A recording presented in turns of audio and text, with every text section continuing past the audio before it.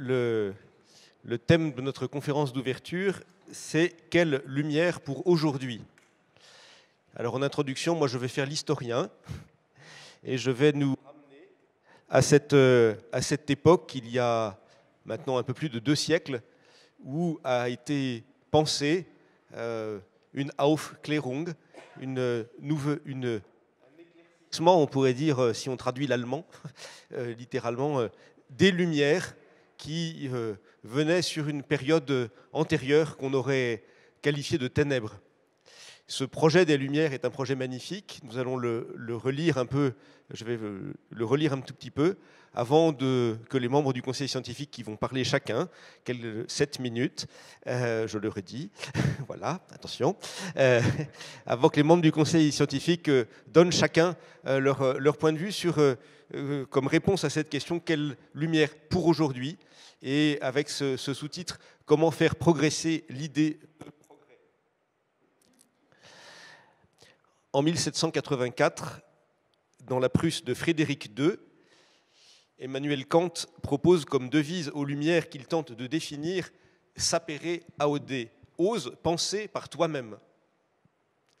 8 ans plus tard, on est en plein dans la Révolution, Nicolas Condorcet, dans un discours à l'Assemblée nationale législative, propose un plan d'éducation pour toute la population et donne une définition à peu près semblable des Lumières. Un monde où chacun penserait par soi-même. Cependant, l'un et l'autre entrevoient la même difficulté. L'époque à laquelle ils appartiennent n'est pas encore une époque où les Lumières seraient advenues et régneraient sans partage.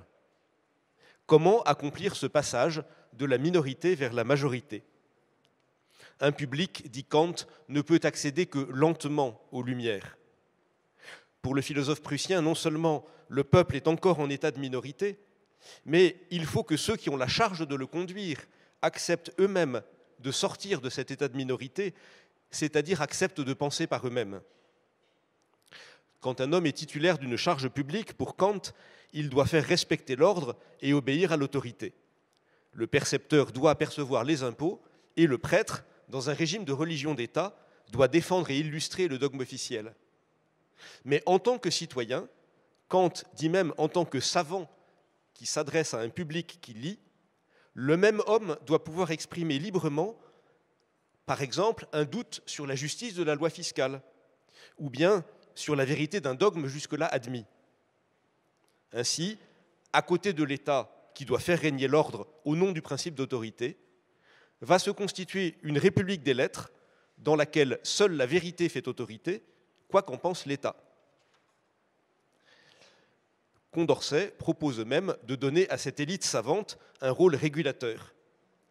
Pour éviter que, dans la liberté naissante, la multiplicité des opinions ne conduise à la divulgation et même à la victoire dans l'opinion publique d'opinions fausses, qu'il qualifie de charlatanerie, il émet l'idée qu'une société savante nationale régule l'ensemble du système éducatif au nom du respect qu'inspirera immanquablement le consensus des savants. Je cite, « Il est une dernière autorité à laquelle, dans tout ce qui appartient aux sciences, rien ne peut résister, c'est l'opinion générale des hommes éclairés de l'Europe, opinion qu'il est impossible d'écarrer ou de corrompre. » Mais cette régulation par le haut doit n'avoir qu'un temps, car le progrès des Lumières dans toute la population doit aboutir à une situation dans laquelle l'homme accède enfin à sa majorité. Condorcet continue, « Il viendra sans doute un temps où les sociétés savantes instituées par l'autorité seront superflues et dès lors dangereuses, où même tout établissement public d'instruction deviendra inutile. Ce sera celui où aucune erreur générale ne sera plus à craindre, où toutes les causes qui appellent l'intérêt ou les passions au secours des préjugés auront perdu leur influence, où les Lumières seront répandues avec égalité et sur tous les lieux d'un même territoire et dans toutes les classes d'une même société, où toutes les sciences et toutes les applications des sciences seront également délivrées du joug de toutes les superstitions et du poison des fausses doctrines, où chaque homme, enfin, trouvera dans ses propres connaissances, dans la rectitude de son esprit, des armes suffisantes pour repousser toutes les ruses de la charlatanerie. Mais ce temps est encore éloigné. Notre objet devait être d'en préparer, d'en accélérer l'époque, et en travaillant à former ces institutions nouvelles, nous avons dû nous occuper sans cesse de hâter l'instant heureux où elles deviendront inutiles. Kant, de son côté, ajoute à cette perspective de l'avènement généralisé de la connaissance, qui rend inutiles les institutions d'éducation, une note politique. Quand la nature, dit Kant, a ainsi fait éclore le germe dont elle prend soin le plus tendrement, à savoir l'inclinaison et la vocation pour la pensée libre, cette tendance influe peu à peu en retour sur la mentalité du peuple, ce qui le rend progressivement plus apte à agir librement, et finalement sur les principes mêmes de gouvernement, lequel juge profitable pour lui-même de traiter l'homme, qui dès lors est plus qu'une simple machine, conformément à sa dignité. Dit autrement, le progrès de la connaissance rendra le peuple plus apte à agir librement, ce qui conduira à des formes de gouvernement qui reconnaîtront et encourageront l'exercice de cette liberté. C'est une véritable figure de salut laïque que Kant comme Condorcet nous font entrevoir, celle d'une société où tous auraient enfin trouvé la résolution et le courage nécessaires pour penser par soi-même, et où chacun, dégagé de toute emprise d'erreur, aurait les armes nécessaires pour exercer vraiment, pleinement, sa liberté de jugement et d'action. De ce progrès généralisé de l'instruction et de la capacité à penser par soi-même devait ainsi naître un progrès moral. La construction d'une société non seulement plus avancée techniquement, dégagée peu à peu de la pénibilité du travail, mais également plus juste. Le progrès scientifique allait amener, croyait-on, un progrès de l'homme lui-même. En 2023, nous nous reconnaissons tributaires de cette histoire et de ce magnifique projet. Nous pouvons nous souvenir ici sur le plateau de Saclay que plusieurs des grandes écoles françaises sont nées dans les années qui ont précédé ou suivi la Révolution française, dans le désir de former des hommes capables de servir au progrès de la nation. Et nous pouvons reconnaître que le progrès scientifique et technique a largement contribué à l'amélioration de nos conditions de vie. Pour autant, la trajectoire qu'ont prise nos sociétés n'est pas tout à fait celle qu'espéraient Kant et Condorcet. Même notre rapport à la connaissance n'est pas entré dans la clarté qu'espéraient nos prédécesseurs du XVIIIe siècle. Les mensonges des charlatans que dénonçait Condorcet se parent sur les réseaux sociaux du nom d'alternative facts. Le progrès scientifique ne semble plus indissolublement lié à un progrès de l'humanité. La crise écologique, qui procède d'une exploitation des ressources naturelles démultipliée par les capacités techniques que les avancées scientifiques ont rendues possibles, cette crise écologique nous fait nous demander si la notion même de progrès est pertinente, s'il n'y avait pas là un rêve prométhéen, et même s'il est non seulement possible, mais légitime d'attendre de quelque innovation technique une atténuation des catastrophes qui semblent nous attendre. Au passage, l'histoire du XXe siècle, marquée par des guerres et des massacres techniquement efficaces, nous a montré que accroissement des connaissances techniques et progrès moral ne vont pas toujours de pair. Entre l'enthousiasme des commencements que le XVIIIe siècle entrevoyait et le constat contemporain, on peut se demander interloqué que nous est-il arrivé ? À moins qu'il ne faille formuler autrement la question, aurions-nous raté quelque chose ? Le progrès technique est apparu pendant environ un siècle comme une quasi-divinité conduisant l'histoire. C'est le progrès, disait-on, à propos de nouveautés qu'on trouvait parfois un peu envahissantes. Aujourd'hui, comme les divinités païennes, le progrès semble être pour le moins ambigu. Tout progrès s'accompagne d'un coût qu'il paraît difficile d'évaluer, mais qui semble menaçant pour la vie sur Terre ou pour la conception que nous nous faisons de l'être humain. Pour ne donner que cet exemple, une civilisation de l'algorithme dans laquelle les travailleurs pauvres ont dans leur poche un patron électronique qui surveille le moindre de leurs faits et gestes et dans laquelle est présentée comme désirable une vie passée dans les espaces virtuels, constitue-t-elle réellement un progrès ? Alors, à l'heure des réseaux sociaux, comment entendre à nouveau frais l'appel des Lumières ? Ose penser par toi-même. L'idée de progrès peut-elle progresser assez pour devenir à nouveau une boussole de notre action ? Alors je pose les questions, mais je n'y réponds pas. Et nous allons entendre successivement les membres du Conseil scientifique, Étienne Klein, puis Inès Safi, Thierry Magnin, Éric Charmetan, Philippe Trouchot et Dominique Lambert. Et je passe donc la parole à Étienne.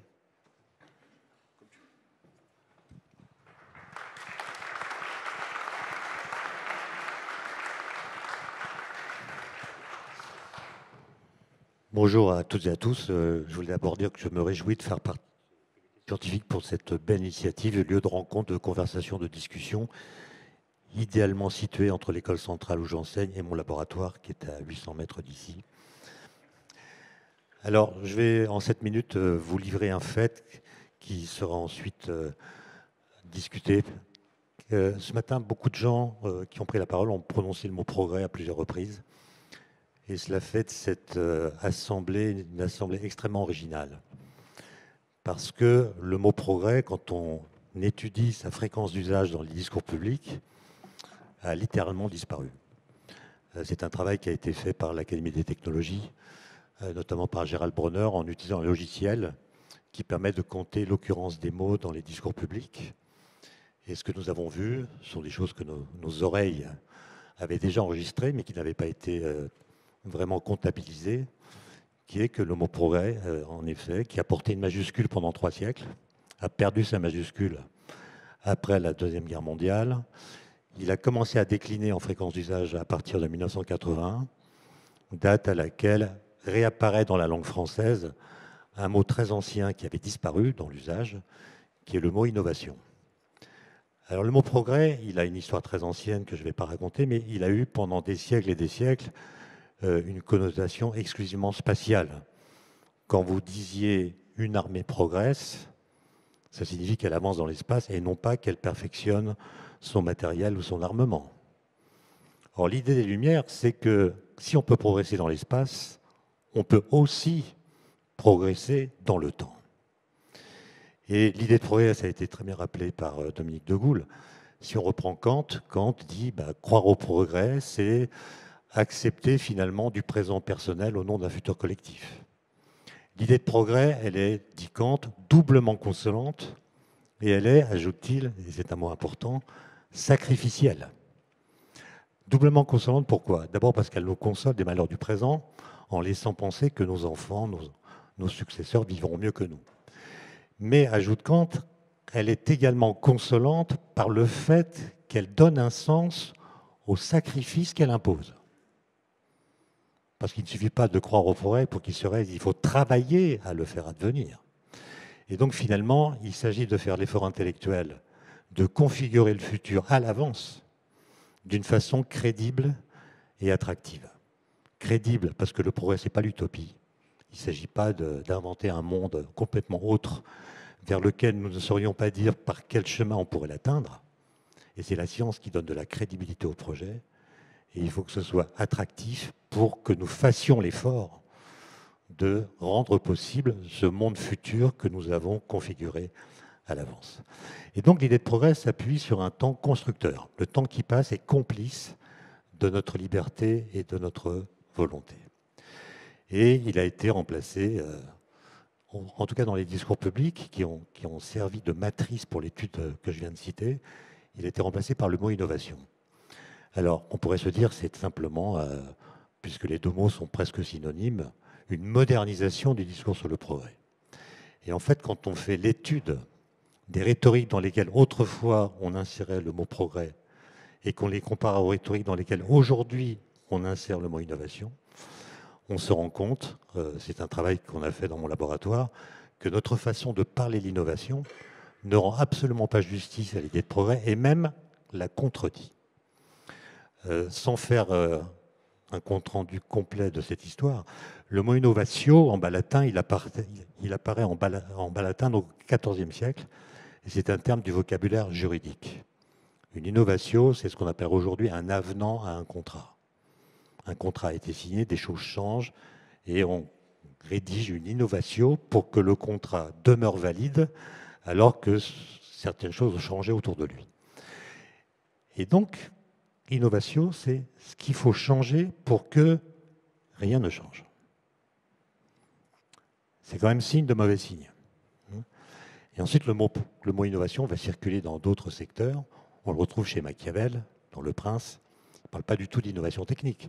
Il dit le prince, quand il est prince, doit faire son travail de prince sans innover.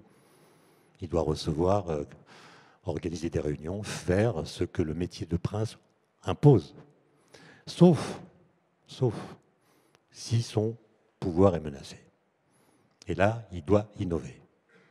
Encore une fois, c'est l'idée qu'il faut innover pour maintenir les choses.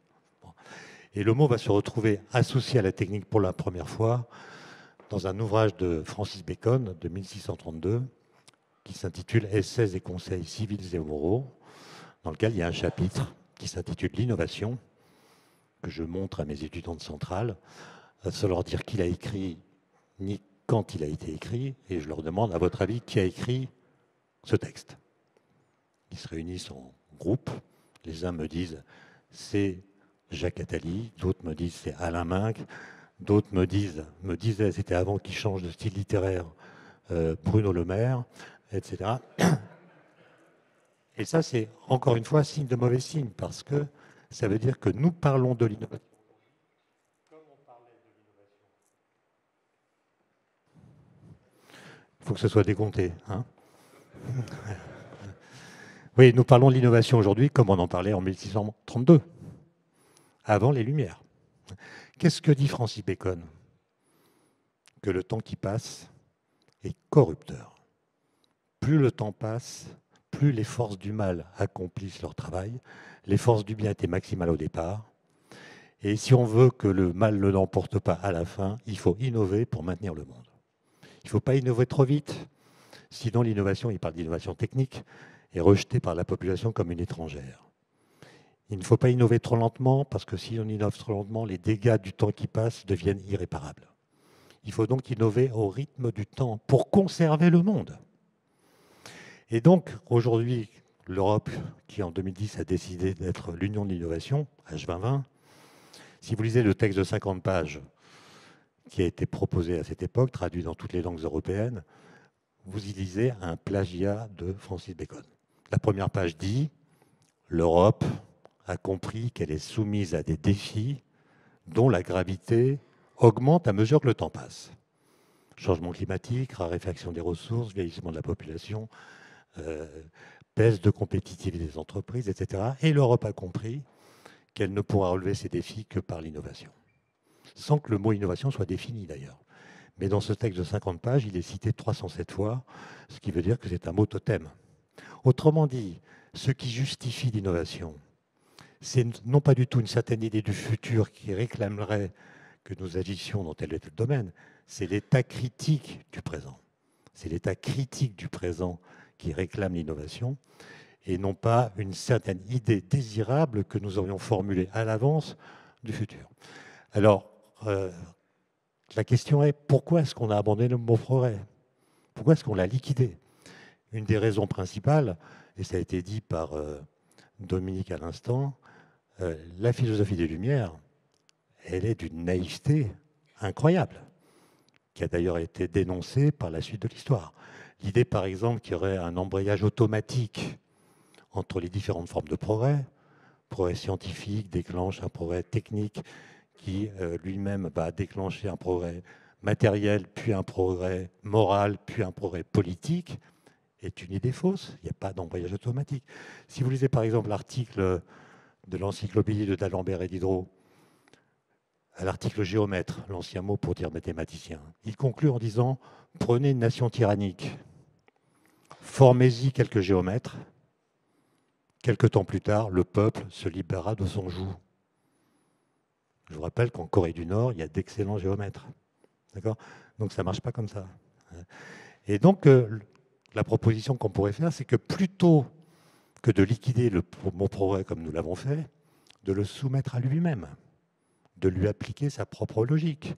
C'est-à-dire comment faire pour faire progresser l'idée de progrès, pour que cette idée devienne à nouveau vivace et non pas perclue dans des rhétoriques datées du XVIIIe siècle. Et on peut faire par exemple une expérience de pensée, mettre les philosophes des Lumières dans une capsule temporelle qui les amène en 2023. Donc capsule temporelle dans laquelle on mettra Condorcet, d'Alembert, Diderot, peut-être Descartes, ça se discute, et quelques autres. Et puis on imagine qu'on leur fait visiter notre époque. Évidemment pas d'un seul coup, ils deviendraient fous, mais étape par étape choisie. Et dans certaines situations, on verra qu'ils seront enthousiastes. C'est-à-dire qu'ils verront que nous sommes allés plus loin que ce qu'ils avaient espéré. Par exemple, si vous les amenez dans une classe de terminale pour suivre un cours de mathématiques, Ils vont être éberlués. Ils vont voir que les jeunes gens, d'abord, l'école est obligatoire, ce qu'ils n'avaient pas imaginé, et ils vont voir que les jeunes gens suivent des cours de mathématiques dans lesquels on enseigne des mathématiques qu'ils ne connaissaient pas. Calcul différentiel, matrice. Alors, je ne suis pas en train de dire que les élèves de terminale sont meilleurs en maths que d'Alembert. D'Alembert connaissait des mathématiques que les élèves d'aujourd'hui ne connaissent pas. Mais ils vont être impressionnés. Et puis, vous pouvez imaginer les autres étapes. Par exemple, vous leur expliquez qu'au XIXe siècle, on a découvert une nouvelle interaction fondamentale qui s'appelle l'électromagnétisme. Et on leur dit qu'un peu plus tard, des ingénieurs ont inventé des objets parallélépédiques qu'on appelle des téléviseurs qui permettent d'avoir le son et l'image dans tous les foyers. Ils vont dire, mais qu'est-ce que vous faites avec ça? Vous diffusez en direct les cours du Collège de France? Et là, vous les mettez sur un canapé un samedi soir devant une chaîne commerciale et ils vont dire, mais qu'est-ce que vous avez fait là, quoi? Et puis, vous leur expliquez qu'on est allé sur la Lune. Et puis, vous leur expliquez qu'il y a des gens qui dorment. Ils verront qu'il y a des gens qui dorment dans la rue. Bref, voilà. En essayant d'imaginer leur réaction, on pourrait voir là où nous sommes allés plus loin que ce qu'ils espéraient et là où nous aurons, à leurs yeux, régressé. Je vous remercie pour votre attention.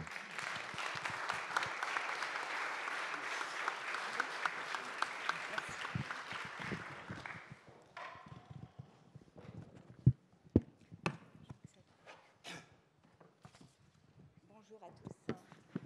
Je suis extrêmement heureuse d'être parmi vous. Ah, pardon. Voilà. Vous m'entendez? Voilà, je suis là aujourd'hui pour ce grand jour, mais aussi de faire part de cette aventure qui a commencé, je crois, il y a 1 an et demi, non? Parce qu'on était très souvent en visio pour nos réunions. Je suis touchée aussi par la confiance de Dominique. Alors moi, mon laboratoire, il n'est pas loin non plus. C'est le laboratoire de physique des solides, où je fais de la recherche en physique théorique. Et mes recherches portent sur la physique quantique de systèmes nanométriques. Voilà, bon, j'en parle très rapidement. Et je trouve que c'est très important d'avoir un tel espace pour ouvrir des portes. Je parlerai de portes, puisqu'il y en a beaucoup ici, à la fois entre science, questions de sens, philosophie et mais aussi entre religions, traditions religieuses. Étant moi-même issue de la tradition musulmane, je trouve que cette... Et il me semble aussi que dans l'histoire que nous avons, sur laquelle nous sommes amenés à réfléchir, en particulier aujourd'hui, d'une façon brève, il est très important aussi de réhabiliter de cesser de déchirer des feuilles d'un livre de la pensée humaine, qui s'est réalisé par exemple en terre d'islam, entre autres, qui a anticipé aussi la Renaissance et les Lumières. Alors, je vais mettre mon chrono, donc à 20, c'est ça, je m'arrête. Voilà. Tu ne me comptes pas les minutes passées, ok, je commence. Alors, un élément essentiel pour les Lumières, c'est la raison. Alors, on devrait parler de plusieurs types de raisons, de rationalité, mais la raison a quand même, malgré la naïveté que a souligné donc Étienne, la raison scientifique en particulier a pris toute sa place dans l'évolution, à travers la révolution scientifique. Et quelque part, les sciences ont acquis par là aussi une sorte de pouvoir, puisque les sciences sont devenues ceux qui, par excellence, sont les plus raisonnables, ceux qui vraiment accomplissent le projet des Lumières. C'est aussi les sciences qui donnent le critère de vérité. Et on le voit même à travers les discours même politiques, ou parfois même religieux, où dire c'est scientifique, c'est un argument d'autorité. Ça permet en quelque sorte de trancher. Et je pense qu'il faudrait être conscient, à mon avis, de la façon dont les sciences ont un pouvoir, pas seulement de transformation de notre monde extérieur, mais aussi de notre monde intérieur, de notre façon de voir le monde, de nous voir nous-mêmes et de nos rapports à ce qu'on appelle la nature et aux êtres humains. Alors, je pense que cette raison scientifique, elle a eu aussi, le 19e siècle, une sorte aussi de pouvoir à travers donc l'idée qu'on devait débarrasser la science de toute portée métaphysique, à travers donc, le critère, par exemple, empirique.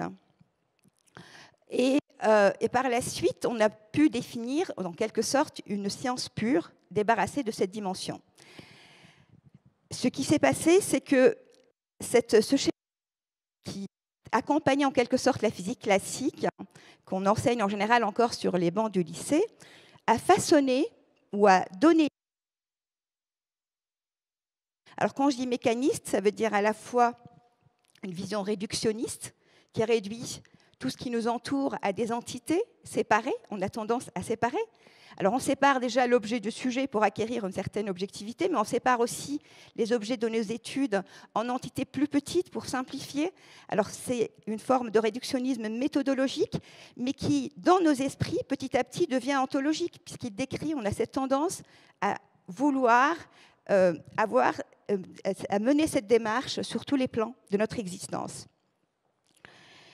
Cette vision mécanique, ça s'accompagne aussi d'un autre phénomène qui est la chosification de tout ce qui nous entoure, ou la réification. Et à son tour, donc tout ce qui nous entoure sont des choses, mais même des concepts deviennent des choses, même l'amour devient une chose, le salut lui-même devient une chose, et Dieu parfois devient une chose.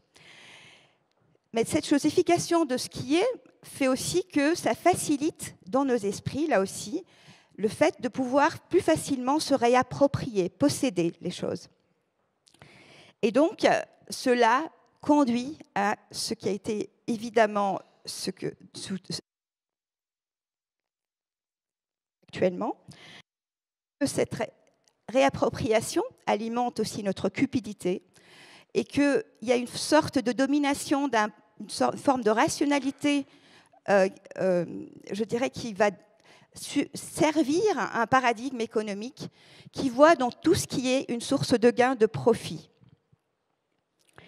En quelque sorte, dans cette crise, nous sommes un petit peu coupés de l'infini avec un grand I. Nous sommes ainsi, par une sorte de tendance, une compensation, nous cherchons l'infini avec petit i, avec l'infinité d'objets, de possibilités que nous offrent les technologies modernes. La chosification est aussi illustrée par le phénomène d'enclosure, par exemple en Angleterre au XVIIe siècle, où on s'est approprié la terre alors que la terre était un bien partagé. Et cela, c'était pour chercher le gain à travers le commerce de la laine. Ce qui est frappant aussi, le domaine moderne, c'est cette vision-là qui est positiviste, mécaniste sur la religion. Et je pense que ça concerne la religion musulmane, mais on pourrait aussi trouver un peu des effets dans notre rapport dans les autres religions. C'est qu'on a une sorte de mécanique de rituel qui s'applique. On a une forme aussi de foi dans un déterminisme qui fait que, faisant une série d'actions ou de rituels, on pense aboutir au salut. Mais il y a aussi un rapport aux textes eux-mêmes révélés qui devient superficiel, qui va aussi, là aussi, appliquer une certaine rationalité complètement desséchée et réductrice. Un aspect aussi de cette approche, je dirais, rationnelle, peut-être un peu appauvrie, c'est le fait qu'on est toujours emprisonné par le tiers exclu d'Aristote, qui fait qu'on ne peut pas avoir A et non A.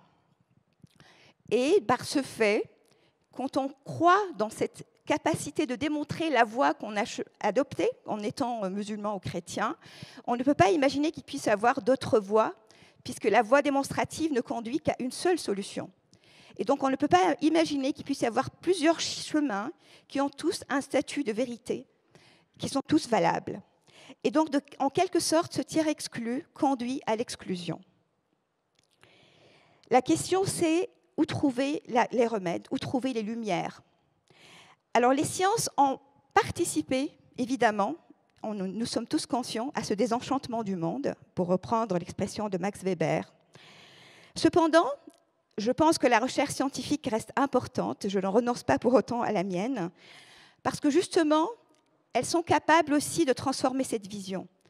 En fait, nous sommes sortis déjà du schéma de la physique classique grâce au nouveau paradigme scientifique, mais je pense que ce centre a aussi pour mission de les faire mieux connaître et d'en débattre, de nous donner des leçons d'ordre philosophique sur et remettre en question cette vision mécaniste. Alors, je regarde juste combien de minutes. Ah, bah ça y est, c'est la fin. Ah oui, d'accord. Bon. Mais je pense aussi que les Lumières viennent aussi d'un éveil spirituel.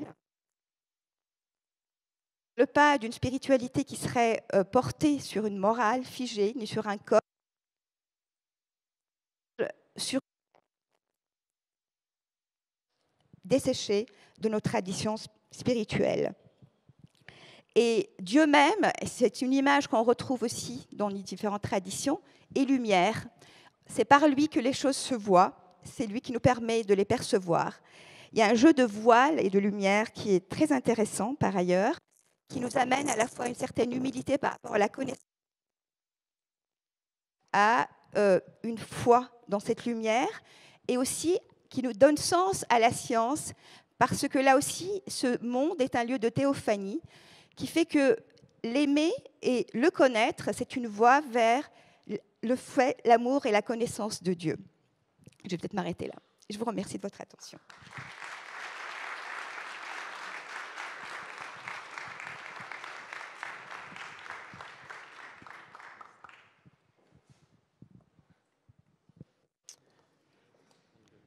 Merci beaucoup.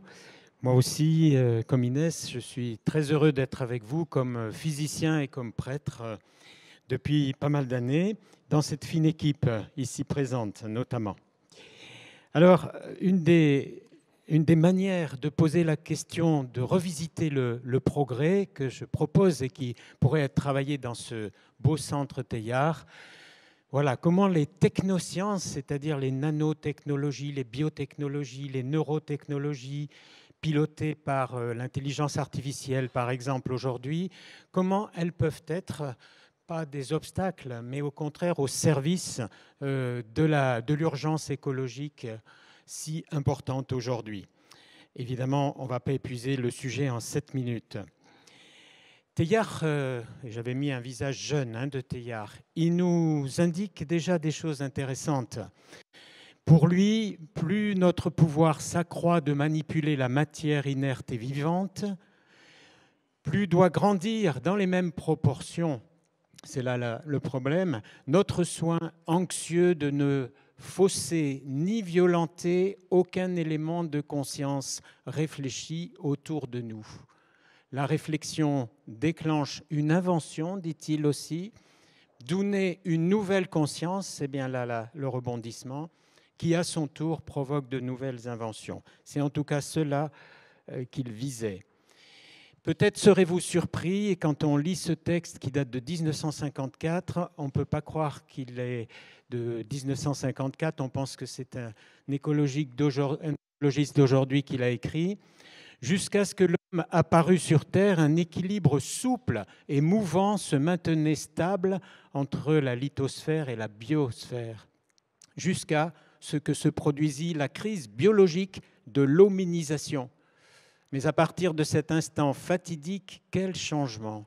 C'est l'économie planétaire tout entière qui s'est trouvée remise en question. Certes, il a fallu à l'homme du temps pour s'apercevoir de son imprudence,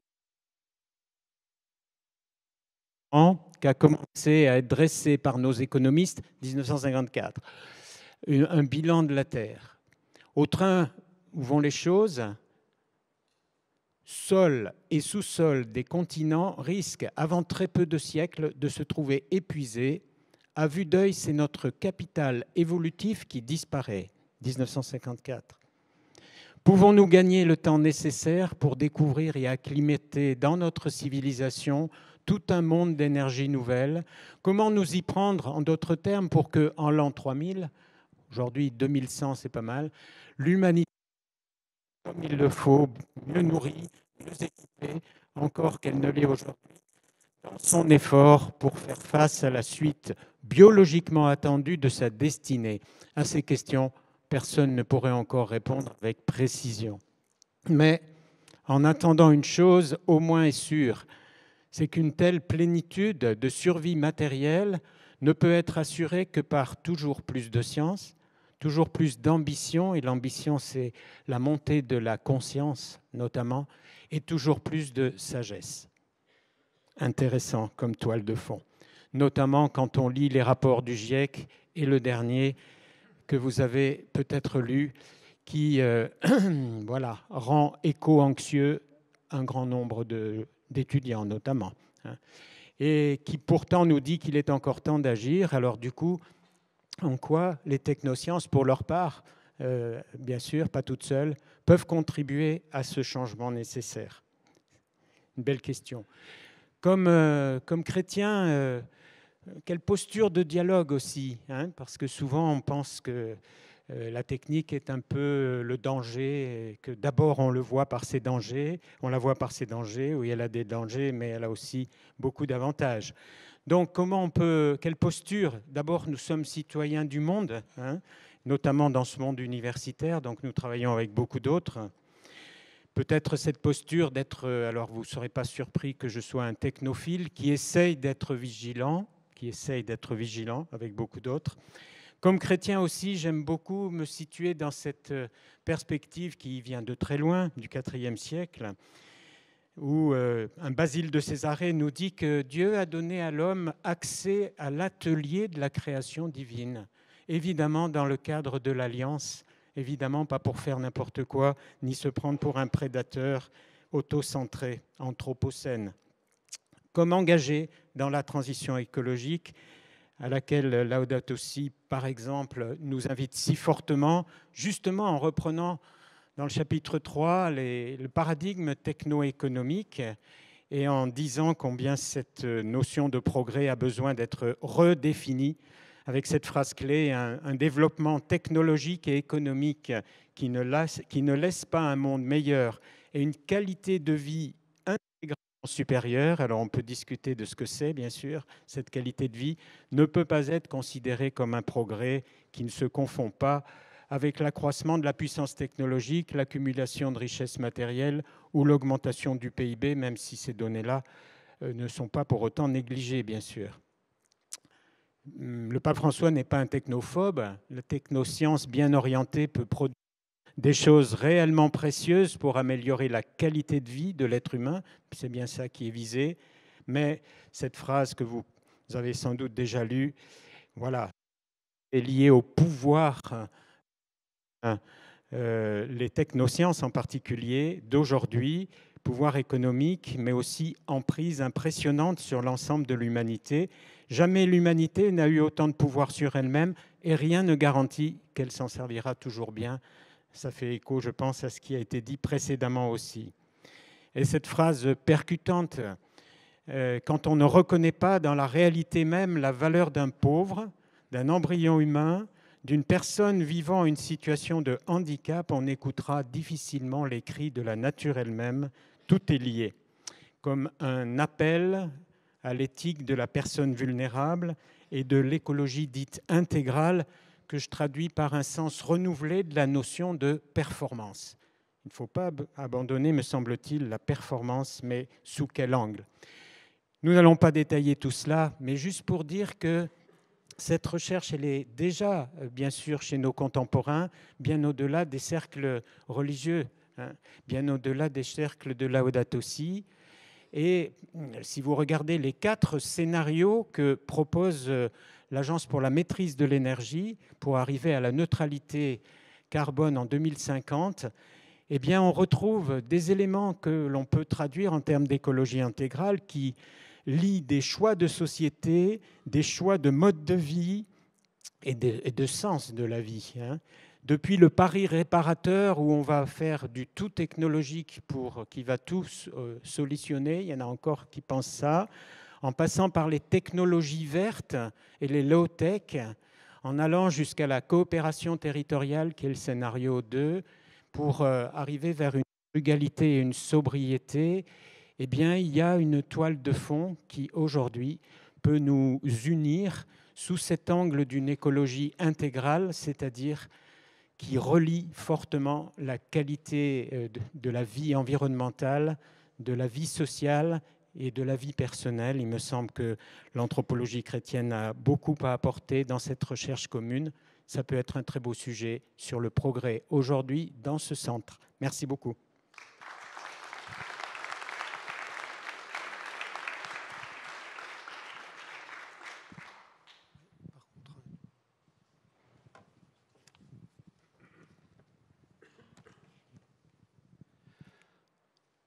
Voilà, je suis heureux aussi d'être avec vous pour ce grand moment de cette inauguration du centre Teilhard de Chardin.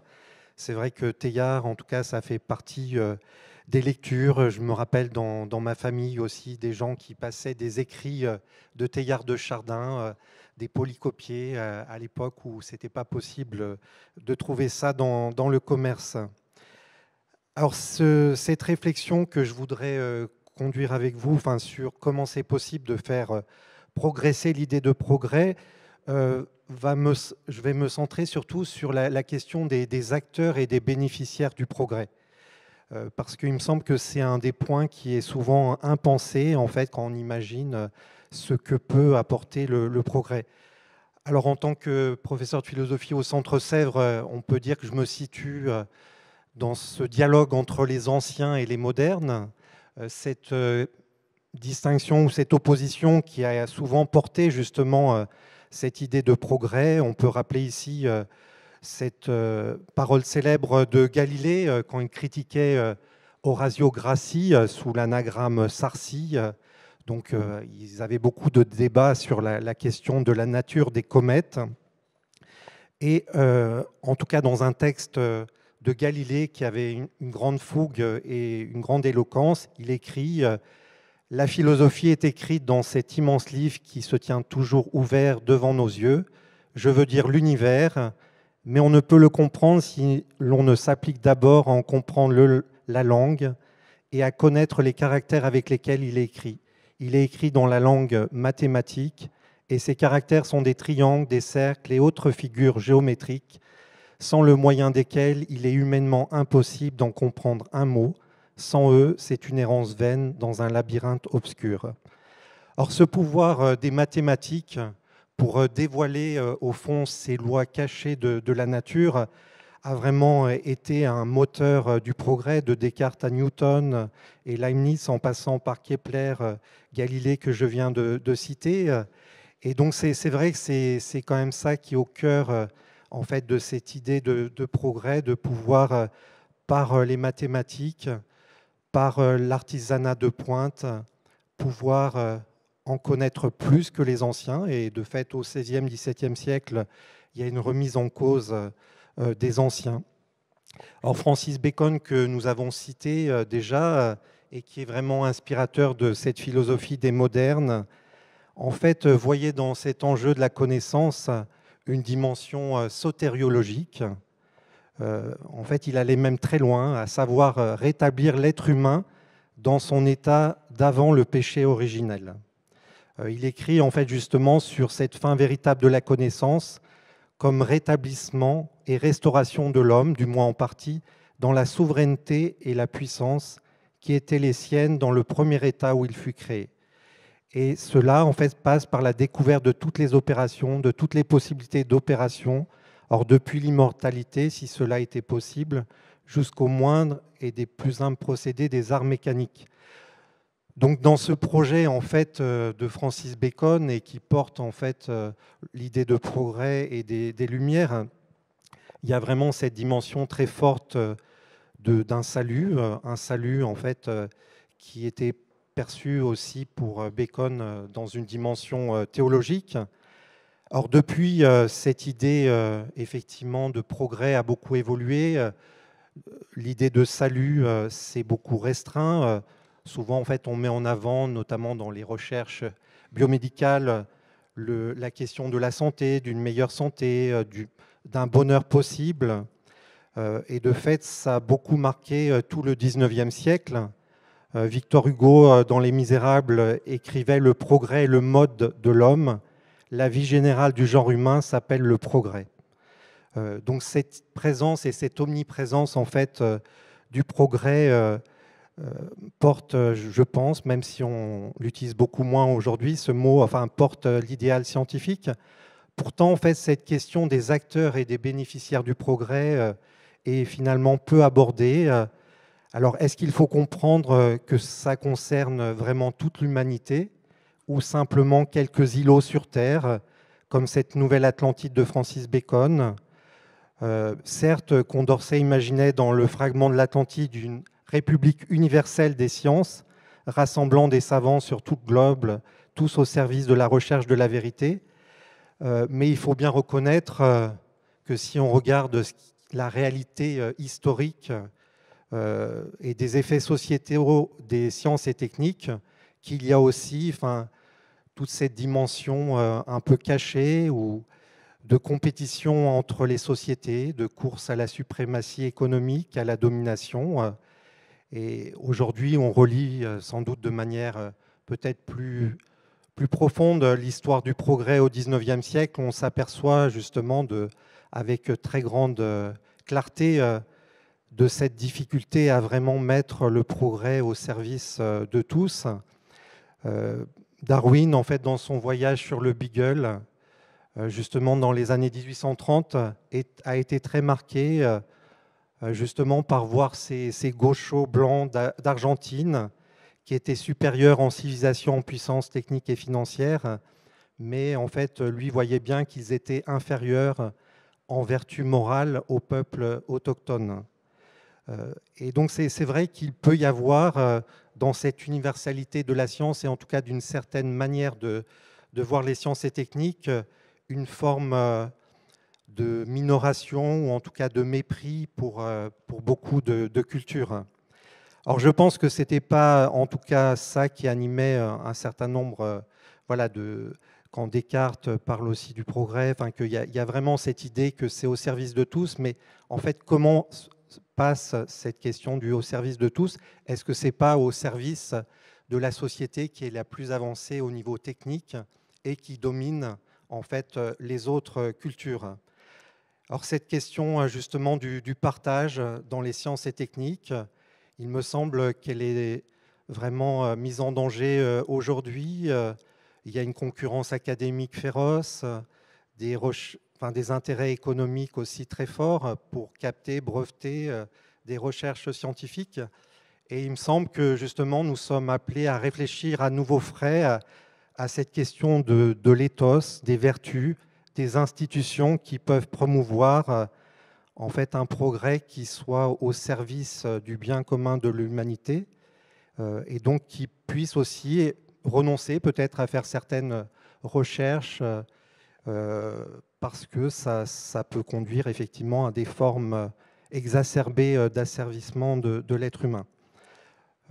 Et il me semble en fait que parmi justement les réflexions qui se sont faites sur qu'est-ce que c'est que ce régime particulier de production de la vérité dans les sciences, le sociologue Merton insistait en 1942 sur 4 éléments: l'universalisme, le partage, le désintéressement et le scepticisme organisé dans les sciences comme caractéristiques. Et de fait, ces différentes dimensions, on peut dire, sont largement questionnées. Et ça invite effectivement, et j'espère que le Centre Teilhard de Chardin pourra y contribuer, à pouvoir aider à s'interroger aussi sur ces acteurs et ces bénéficiaires du progrès.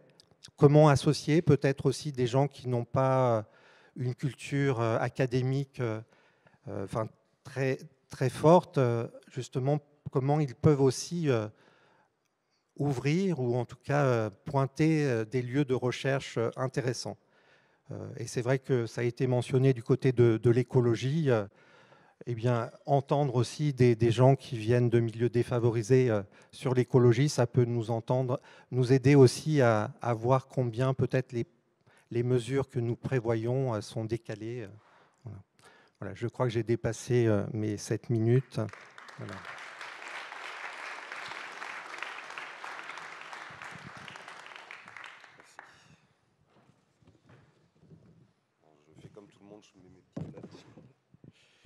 Bonjour à toutes et à tous. Très heureux et ravi d'être parmi vous aujourd'hui. Merci infiniment à Dominique de sa confiance. Parce que je suis un peu en fait l'intrus dans ce panel. Je ne suis pas scientifique, très peu connaisseur de la pensée de Teilhard, mais Thierry a pensé que c'était intéressant d'avoir quelqu'un qui observe le monde de l'entreprise. Donc voilà, je suis un consultant. Donc moi, je vais plutôt essayer de regarder avec vous pourquoi les entreprises ont besoin de ce genre de réflexion, parce qu'aujourd'hui, elles sont un peu en limite, finalement, dans la quête de sens. Vous avez certainement tous observé que, notamment en France, on a défini le concept d'entreprise à mission. Ça n'a pas porté chance aux dirigeants qui ont essayé de créer des entreprises à mission, parce que généralement, j'en vois acquiescer, ils ont pris la porte 12 mois après. Alors, on a parlé déjà de la vague technologique, je vais essayer de l'illustrer en quelques chiffres. Partout dans le monde, quel que soit le secteur d'activité, quand on sonde un dirigeant pour lui demander quelle est sa priorité d'investissement, à 82%, les dirigeants répondent que leur priorité d'investissement, c'est la technologie. Et ça va être une vague. Et c'est un investissement qui est extrêmement urgent, parce que ces mêmes dirigeants, ils considèrent que s'ils ne font pas ces investissements dans la technologie, on peut appeler ça digitalisation de l'entreprise, comme vous voulez, numérisation, considèrent qu'à 5 ans, leur entreprise disparaîtra. Donc il y a une vraie notion d'urgence dans le monde économique à cet investissement dans la technologie. La motivation peut être écologique, sur les rendements, je n'aurai pas le temps de développer ça. Je vais vous donner juste un chiffre. Aujourd'hui, dans le monde entier, on dépense 5 000 milliards dans la technologie. D'ici 5 ans, 10 000 milliards. Donc on peut penser que nos sociétés sont déjà très informatisées, numérisées. On n'a en réalité encore rien vu. Et la technologie, on la freine jamais. En fait, on peut avoir des débats sur l'intelligence artificielle. Même certains peuvent dire qu'il faudrait l'arrêter. En réalité, ça ne se produira pas comme ça. Voilà. Une fois qu'on a dit ça, il y a beaucoup de mais, parce que cette vague technologique engendre beaucoup d'angoisse. C'est aussi un sondage mondial, je vous passe les détails du panel. Il y a 40% des salariés dans les entreprises qui considèrent qu'à 5 ans, leur métier aura disparu du fait de l'introduction de la technologie. Et ça se fait sur des cycles très courts. Donc j'ai essayé de vous donner un exemple. Il y a 2 ans, compte tenu de cette appétence à la technologie, les développeurs informatiques, on n'en trouvait quasiment plus. Donc, par exemple, aux États-Unis, mais ça m'est arrivé même en France, ils étaient tellement recherchés qu'ils se faisaient représenter par des impresarios. Non, mais voilà, je vous raconte la vie de l'entreprise. 2 ans après, avec ces intelligences artificielles, certains prédisent que c'est un métier qui va complètement disparaître, en fait. Voilà, je revois qui c'est. Donc, vous avez vu probablement les vagues de licenciements aux États-Unis qui ont pris pour prétexte une conjoncture économique moins favorable pour la technologie. En réalité, ce n'est pas vrai. C'est parce qu'on utilise de l'intelligence artificielle. C'est des vagues parfois très brutales de plus de 20 000 licenciements. Donc, en plus, on est sur des cycles économiques et des cycles de changement qui sont extrêmement rapides. Ces gens-là, c'était des divas il y a 2 ans. Là, aujourd'hui, on est en train de tout faire pour les mettre à la porte. Je caricature un tout petit peu, mais parce que sinon, je n'aurais pas le temps d'essayer de tout développer. L'OCDE, dont on peut se dire que c'est quand même une organisation très sérieuse, elle est presque plus pessimiste. Elle dit, en fait, d'ici 5 ans, 85% des emplois auront complètement changé de configuration. Ça ne sera plus les mêmes. Alors, je pense que l'OCDE est un peu pessimiste, mais même si c'est d'ici 10 ans, je vous laisse imaginer l'impact sur ce que ça aura sur la société. Et par ailleurs, puisqu'on a parlé des Lumières et on a évoqué l'époque de la Renaissance, moi, quand je regarde ces cycles économiques, il y a toujours une caractéristique, c'est que tous les acteurs ont un degré très fort de confiance. Et donc, on l'a dit, on va beaucoup investir dans la technologie. Ce qui frappe, et là, c'est aussi un rapport gouvernemental, 72% des Français n'ont plus confiance dans la technologie. Donc la technologie, en fait, consciemment ou inconsciemment, on a tendance à la réfuter. Et ça progresse dans le temps. Donc je vais vous prendre un exemple français.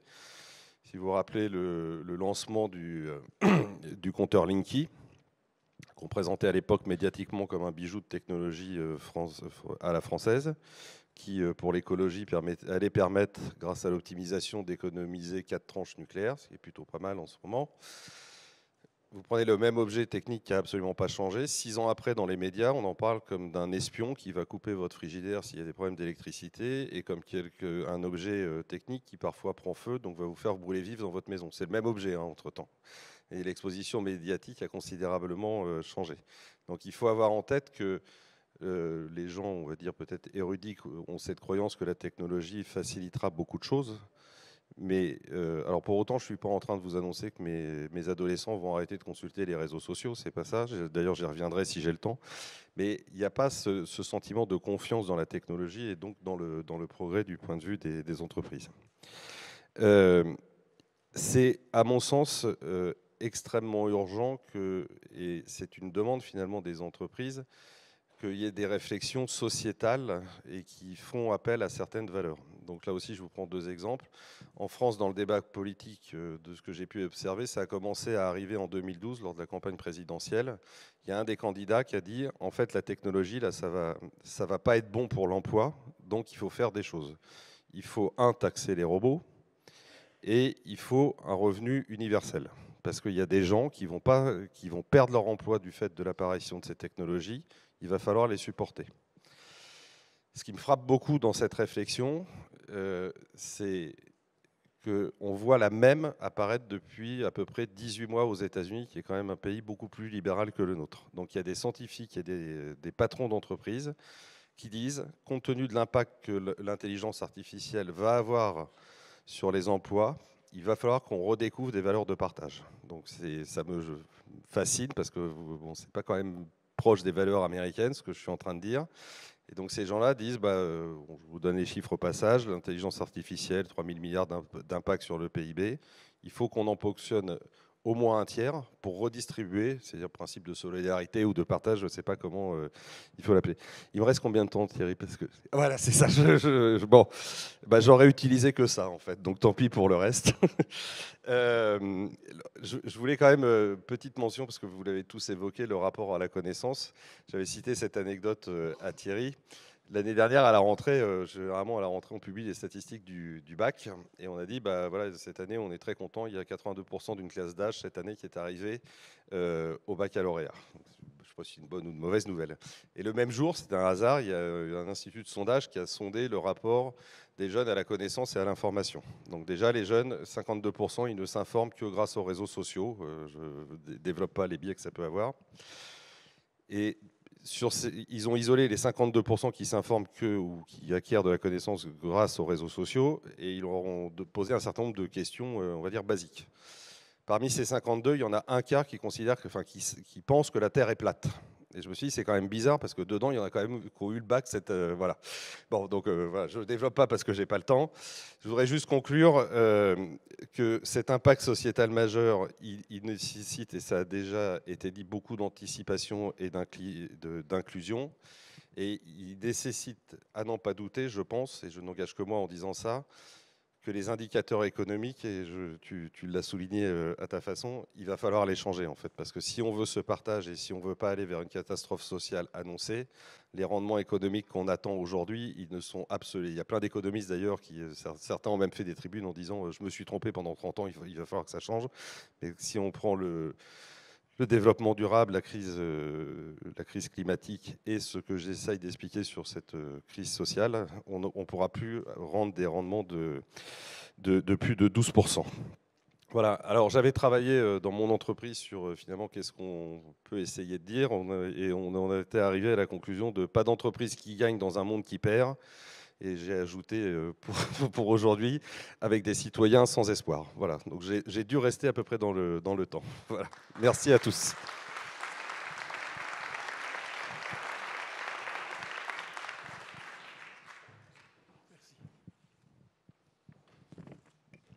Voilà, merci beaucoup. Je suis aussi moi-même très heureux d'être ici. Mon laboratoire est un peu plus loin puisqu'il est en Belgique. Mais comme mon université a été fondée par la Compagnie de Jésus et a compté plusieurs amis du PRTA, je suis vraiment heureux d'être associé à cette belle inauguration. Alors, je voudrais poser la question de savoir comment faire évoluer la conception de progrès. Et ce que je voudrais souligner ici, c'est que la notion de progrès est souvent pensée uniquement en référence à des intérêts très partiels. Augmentation d'un champ régional de connaissances sans référence à d'autres, ou augmentation quantitative ou qualitative de moyens technologiques au service d'intérêts partiels ou partiaux. Ce progrès se conçoit dès lors dans des sphères closes, dont les limites sont définies uniquement par des disciplines au sens strict, ou par des techniques, ou par le profit de tel ou tel groupe. À mon sens, faire évoluer le progrès, la notion de progrès, consisterait justement à accepter de l'ouvrir à un regard extérieur, à une interrogation extra-épistémique, celle qui relève à la fois de l'épistémologie, questionnement sur les limites des disciplines, de l'anthropologie, question sur la pertinence humaine du progrès, et de l'éthique, question sur les valeurs mises en jeu ou bafouées par ce progrès ou ces innovations. Tous ces questionnements doivent redonner sa place à l'idée d'une véritable finalité, non pas conçue comme une sorte d'objectif immanent, mais plutôt comme un horizon déterminé par une confiance en un sens profond de l'humain et de l'histoire, posé à titre d'hypothèse, au titre d'idées régulatrices, pouvant être confirmées pas à pas et par ses fruits. Pour que l'idée de progrès puisse évoluer, il faudrait peut-être ne jamais couper ou la couper d'une finalité réfléchie et intériorisée. Finalité plus globale, en même temps que plus profonde, qui pourrait en constituer l'horizon, le fondement et la stimulation. Mais encore faut-il déterminer les contours de cette finalité, car la notion de finalité elle-même pourrait être remise en question, et elle l'est. Il faut donc repenser à nouveau frais ce qui pourrait constituer la finalité de nos projets et de nos activités technoscientifiques. Donc, comme je l'ai dit, une finalité plus globale d'abord, en situant le progrès par rapport au bien commun, et ça a été mentionné déjà, et non plus seulement en référence à des biens particuliers. On le voit, par exemple, dans la recherche spatiale, qui est un de mes objets d'étude au niveau éthique, où l'on progresse dans l'espace géographique, au sens où Étienne l'a mentionné, mais où on régresse malheureusement dans l'espace du partage, avec la militarisation, la commercialisation de plus en plus grande de l'espace. Ceci demande donc de faire évoluer le progrès dans le sens de la justice, et cela demande d'être aussi pensé par le droit, et les juristes ont leur place importante ici, et par la médiation d'institutions internationales de recherche, qui jouent un rôle important, mais aussi diplomatique. Si le progrès doit évoluer, c'est aussi dans le sens d'une plus grande justice nationale et internationale. Finalité plus globale, mais aussi finalité plus profonde, en situant toujours le progrès en cohérence avec un véritable respect de la dignité des personnes. Ceci demande de configurer le progrès dans un réseau de relations mu non seulement par la justice, mais aussi par une véritable charité et par la volonté de créer un monde plus solidaire. Ici, le progrès ne pourra évoluer que dans des limites déterminées par une éthique de la fraternité ou d'un profond sens humain, pour reprendre le mot cher à Théard et qui rejoint l'esprit tout à fait de Fratelli Tutti. Je voudrais défendre ici l'idée que le progrès de l'idée de progrès doit se faire en osant reposer la question d'un eschatone transcendant, envisagé non pas comme un télos imposé, mais plutôt comme un fondement proposé, en haut et en avant, comme une invitation à constituer, dans un espace de créativité scientifique et technologique, un bien commun de toute l'humanité et une véritable fraternité entre les personnes humaines, intensifiant leurs relations pour être plus et plus ensemble. C'est donc toute l'humanité et son bien commun qui est ici visé. Ceci signifie, puisqu'il s'agit de toute l'humanité, ceci signifie de manière très concrète que l'idée de progrès ne pourra évoluer qu'en prenant comme règle de ne jamais laisser de côté les personnes les plus faibles, les plus vulnérables, cela a été mentionné par Thierry Magnin il y a un instant, ces personnes qui justement risqueraient de se retrouver sur les bas-côtés de la route du progrès, un progrès envisagé seulement partiellement ou partialement, car il s'agit bien, comme je l'ai dit, du bien commun de toute l'humanité qui doit rester l'horizon de la notion de progrès. L'analphabétisme scientifique et technologique lié à un manque de partage du savoir, les fractures numériques sont justement les signes d'un progrès qui n'évolue pas dans la bonne direction et qui finalement perdra son sens.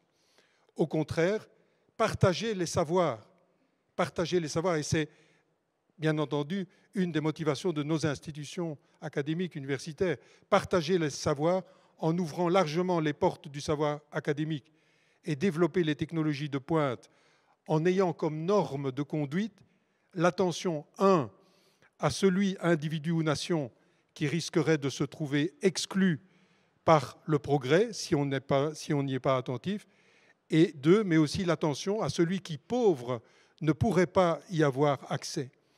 L'attention, ces deux attentions, finalement, définissent la juste voie d'un progrès, dont le critère de justice serait peut-être mesuré par le fait qu'il brise les clôtures, les enfermements asphyxiants, comme les héros et les saints de Bergson dans les deux sources, qui sont la pointe de l'évolution, ou comme celui qui, dans la grande tradition biblique et évangélique, étant doux et humble de cœur, découvre dans sa faiblesse et celle de l'autre les critères d'une force de progrès, mais d'un tout autre ordre. En résumé, il s'agirait de relire et de renouveler l'idée de progrès en intégrant, bien entendu, toutes les technologies de pointe, mais en prenant comme mode de vivre la douceur et l'humilité, et comme repère les plus vulnérables, ceux qui sont rendus ou risqueraient d'être rendus invisibles par une technologie qui n'a en vue que le profit des forts. Et je voudrais terminer en laissant la parole à Théard de Chardin et en généralisant son propos justement à ces pauvres et à ces marginalisés, horizon de cette notion d'un progrès bien compris, car d'une certaine manière, il fait découvrir dans ceux qui pourraient être exclus du progrès peut-être des ressorts insoupçonnés pour penser le progrès autrement. Théard de Chardin, dans un magnifique texte sur la signification et la valeur constructrice de la souffrance, disait « Quelle partie pouvons-nous imaginer est-elle plus spécialement chargée de sublimer, de spiritualiser le travail général de progression et de conquête ? Où se situe-t-elle » La réponse de Théard, les malades et les souffrants. On pourrait ajouter les petits, les humbles, les exclus. Par nature, par complexion, les souffrants se trouvent, dit Théard, comme chassés hors d'eux-mêmes, poussés à émigrer hors des formes présentes de la vie. Ne sont-ils pas dès lors, par le fait même, prédestinés, élus, pour le travail qui consiste à faire s'élever le monde au-dessus de la jouissance immédiate vers une lumière plus haute? Il y a peut-être dans la considération de ceux qui risqueraient d'être exclus du progrès un ressort pour le progrès lui-même, sans technophobie, mais sans technolatrie non plus, donnant toute leur place à ceux qui sont, d'une certaine manière, les références en termes de dignité et les incluant étant la référence d'un bien commun que la technologie ne peut pas ignorer. Je vous remercie.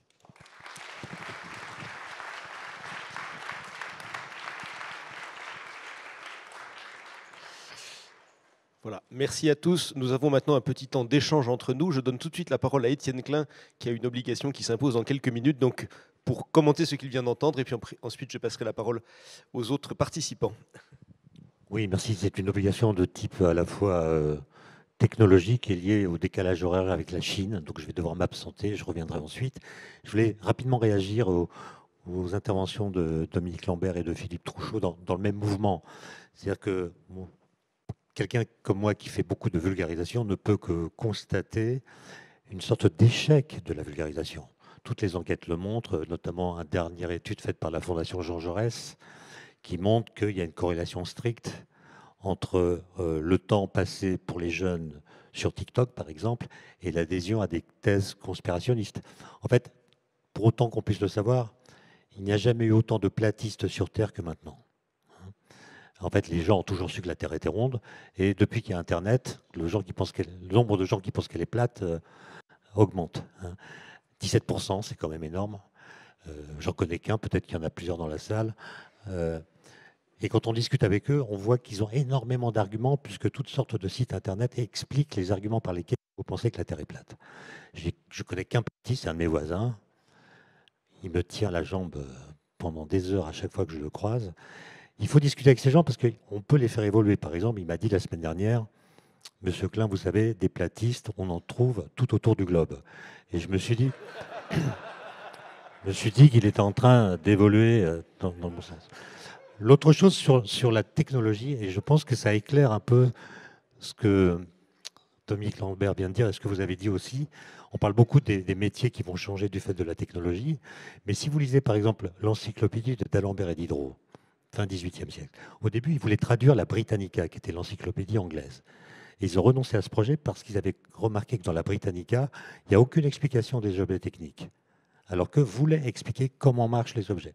Et si vous regardez l'encyclopédie, il y a 5 tomes entièrement remplis de figures, d'illustrations, de schémas, qui explique comment marchent les objets techniques de l'époque, les outils agricoles, comment on dresse un cheval, comment marchent les moulins à vent, comment on fabrique du verre, l'imprimerie, etc. C'est magnifiquement fait. Et pourquoi font-ils cela? Il suffit de les lire. Ils disent que plus il y aura d'objets techniques utilisés dans la vie quotidienne du peuple, comme ils l'appellent, plus les gens connaîtront les principes scientifiques qui rendent ces objets possibles. Autrement dit, leur pari, c'est que la technique est vectrice de pédagogie scientifique. Alors peut-être que ça a été vrai à certaines époques. Par exemple, Kundera, dans L'Immortalité, prend l'exemple de Goethe, qui savait comment construire une maison, qui pouvait discuter avec son médecin de tous les types d'opérations chirurgicales possibles, comment construire un télescope, etc. Mais aujourd'hui, c'est l'inverse qui s'est produit. C'est-à-dire que plus un objet technique est complexe, et plus il est facile de l'utiliser. L'exemple, évidemment, qui nous vient à l'esprit, c'est le téléphone portable, d'une complexité effroyable que personne ne sait comment réparer, dont personne ne sait dire comment ça marche. Vous envoyez un message après avoir tapé sur l'écran avec votre doigt, il arrive en Australie, comment, par quel vecteur, mais personne n'en sait rien. Et donc, on pourrait dire, de façon presque paradoxale, que la technologie, par sa convivialité, nous éloigne de la science, par le fait qu'elle ne rend plus la connaissance scientifique nécessaire pour mieux utiliser la technique. Les iPhones sont vendus sans notice. C'est-à-dire qu'ils sont d'une facilité d'usage qui fait qu'un collégien qui ne sait pas où mettre la barre 1,5 sur une échelle graduée de 0 à 5, il n'y a que 22% qui arrivent à l'entrée en 6e. 22% seulement des élèves savent dire où est 1,5 sur la barre qui va de 0 à 5. C'était 85% il y a 10 ans. Est-ce que ces jeunes gens qui ne savent pas dire où est 1,5 sont entravés ou gênés dans leur usage des applications de leur téléphone? Nullement. Et donc la question est de savoir pendant combien de temps cette tension va pouvoir durer. Est-ce que le fait de ne rien comprendre à la science qui rend possible la technologie ne va pas conduire à une sorte d'effondrement de la technologie par incompétence de ceux qui l'utilisent? Voilà cette note d'optimisme que je voulais partager.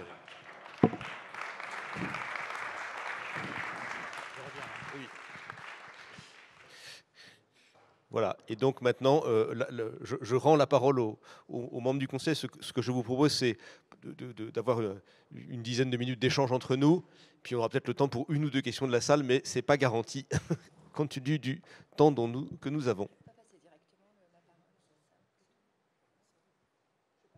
Alors, peut-être, y a-t-il des réactions sur le plateau? Mais c'est juste pour ne pas non plus empêcher la salle de causer. Hein. Il me venait en entendant ce que finalement la plupart d'entre nous ont dit pour situer le progrès sur toile de fond commun, de bien commun, hein, de bien commun et de complexité, et pas simplement de mécanisme. Je me souvenais de cette réflexion et de cette recherche d'un ami paléontologue qui recherchait sur nos ancêtres dans une des tribus en Afrique.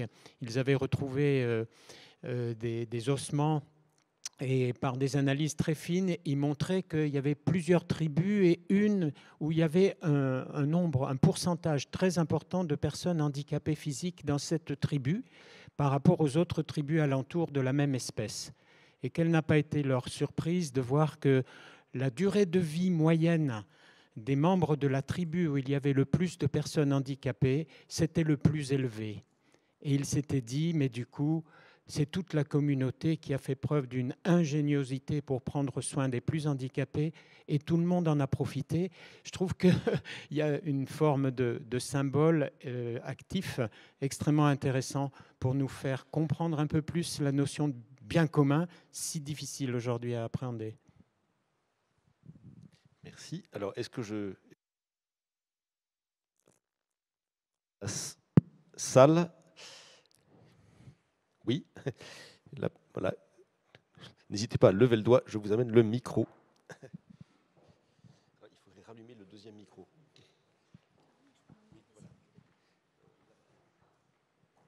Merci. Bonjour, Éric Vincent. J'enseigne notamment l'anthropologie des religions à l'Université catholique de Lille. Ma question porte, ou plutôt une réaction par rapport à la question des platistes. Donc, ça nous a tous fait sourire et inquiéter en même temps, de voir à quel point donc, un nombre croissant de nos contemporains peuvent adhérer à ce genre d'idées. Mais au risque de choquer tout le monde, est-ce que ce n'est pas parce qu'il y a une forme de vérité phénoménologique sur le fait, par exemple, que la Terre est sous nos pieds, qu'elle est plate, etc., que ce genre d'idée prospère? Et donc, ce que je voudrais dire, c'est qu'au fond, tant qu'il y aura un conflit entre une vérité de type scientifique, cosmologique, moderne, etc., qui nous enseigne bien sûr que la Terre est d'ailleurs plutôt un patatoïde qu'une véritable sphère, tant qu'il y aura un conflit entre cette idée-là et l'expérience quotidienne, l'expérience élémentaire, et ce que nous transmettent aussi les traditions, les textes sacrés par exemple, qui nous disent en effet que le ciel est au-dessus et la terre est en bas, et que nombre de pratiques, de textes sacrés et autres s'inscrivent dans cette vision du monde. Donc en fait, on ne peut pas opposer naïvement l'une à l'autre et dire qu'il y en a une qui est vraie et l'autre qui est fausse. C'est juste que ce ne sont pas les mêmes ordres de réalité, les mêmes ordres de rationalité. Et donc voilà, moi j'ai le sentiment que il faudrait plutôt essayer de retisser ces types de rationalité ou ces ordres de vérité l'un avec l'autre. Et je pense que c'est ce que vous vous apprêtez à faire, notamment dans le cadre du Centre Théâtre de Chardin et du Conseil scientifique. Mais voilà, moi je pense que il ne faudrait pas tomber non plus dans une forme de naïveté scientifique et une nouvelle hiérarchie aussi, en fait, qui condamnerait les personnes atteintes par ces idées stupides, apparemment, ou les rejetterait hors du cercle de la raison de façon naïve. Ouais. Donc voilà, c'est ça que j'ai une intuition autour de ça et j'aimerais peut-être avoir vos réactions par rapport à ça.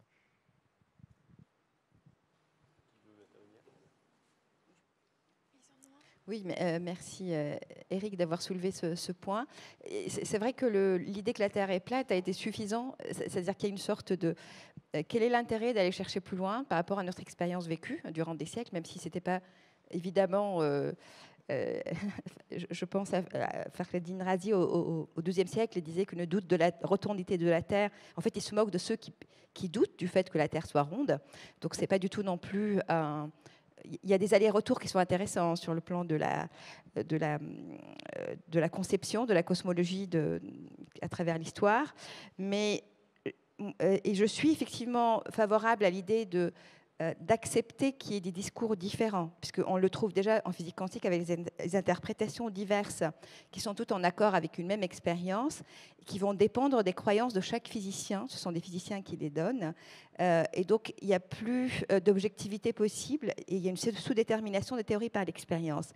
Mais je pense qu'avec les platistes, c'est peut-être l'acharnement qui a démontré d'une façon en utilisant des outils, la méthode scientifique moderne, pour pouvoir absolument arriver à leur objectif, à leur vérité. Je pense que si se contenter de dire « moi, ma perception des choses, c'est ça », ça ne me poserait pas de problème. Mais aller plus loin en prétendant utiliser cette science-là dont ils rejettent la conclusion, c'est peut-être là où il peut y avoir un débat. Voilà, je dirais ça. Oui, merci. La seule chose que je voudrais ajouter, c'est qu'il faut surtout prendre le temps d'une éducation qui donne dès le plus jeune âge des explications fondamentales qui montrent que même si une perception, par exemple, on ne voit pas la Terre bouger comme ça devant nous, mais ces couches géologiques que l'on voit ne se comprennent que si on repense à toute une histoire. Mais ce qui manque, c'est des explications profondes, partagées aux jeunes. Moi, dans mes étudiants, beaucoup, en première année, ne croient pas à la théorie de l'évolution. Et donc, moi, ce que je fais, je passe beaucoup de temps à expliquer comment ils ne comprendraient rien aux vivants s'ils n'intégraient pas ça. Mais il faut prendre le temps. Or, aujourd'hui, on est dans une civilisation de l'immédiateté et on a perdu confiance à la raison démonstrative et puis on ne prend plus le temps d'expliquer. Et là, il y a un défaut pédagogique et je pense que le centre ici, par exemple, ou nos institutions académiques doivent absolument faire ce travail. Oui, ouais, me venaient en tête deux choses. D'abord, dans les méditations métaphysiques, Descartes dit pourquoi est-ce que nos sens ne nous donnent pas une connaissance scientifique du monde. Et il dit nos sens sont là pour nous protéger. Et c'est presque darwinien comme manière de voir. C'est-à-dire, si la plaque est brûlante, je le sens, j'enlève ma main et ma main ne brûle pas. Mais nos sens ne sont pas là pour nous expliquer scientifiquement le monde. Et d'où ce discours de la méthode de comment ordonner ses pensées pour arriver à une connaissance exacte sur des choses où nos sens nous trompent. La deuxième chose qui me vient, c'est, j'évoquais tout à l'heure le rapport aux politiques. Nos hommes politiques sont évidemment obligés de tenir compte de faits scientifiques et la manière dont les intérêts s'en mêlent fait que parfois des hommes politiques ont tenu des discours qu'ils savaient scientifiquement faux. Et je pense par exemple à l'amiante. Pendant des années, on a dit mais non, il n'y a pas de problème. Bon, jusqu'au jour où la vérité est éclatante. Mais alors ça veut dire que pendant des années, des gens qui savaient ont dit des choses qu'ils savaient fausses. Et ça, je crois que c'est sans doute inévitable. Voilà. Ou à des moments aussi d'hésitation, on l'a vu pendant le Covid, on voit bien comment un certain nombre d'hésitations de la part du gouvernement dans une situation qui était extrêmement difficile ont pu ensuite passer pour des mensonges. Et donc, comment la confiance dans la parole publique de l'autorité, que ce soit celle du savant avec une blouse blanche ou celle du politicien avec une écharpe tricolore, cette vérité-là, elle est toujours soumise à un intérêt de celui qui parle. Et donc, peut-être que les gens qui pensent que la Terre est ronde, ils ont un bon intérêt à nous le dire, voyez. Bon. Et ça, cette question-là de l'intérêt de celui qui parle, aujourd'hui, elle est malheureusement inévitable sur tout discours. On va passer peut-être à une autre question. Sauf si, pardon. Oui, peut-être prendre plusieurs questions, voilà. Alors, une au quatrième rang, une au premier rang, une au deuxième. Oui, rapidement, et puis merci pour les exposés, c'était très très intéressant. Mon côté juriste, justement, on évoquait l'œil du juriste. Dans la problématique qui est posée aujourd'hui, quelle lumière pour aujourd'hui peut-on faire progresser l'idée de progrès? Pour moi, elle interroge déjà la notion de progrès. Est-ce une notion figée ou doit-elle être mise dans sa perspective temporelle, spatiale et dans sa notion même? Et le progrès d'hier est-il celui d'aujourd'hui? Cherchons-nous la même progression aujourd'hui que ce qui était celle de la classe ouvrière au XIXe siècle? C'est déjà la première question. Et la deuxième question que vous posiez et qui chapeaute le tout, c'est quelle lumière pour aujourd'hui?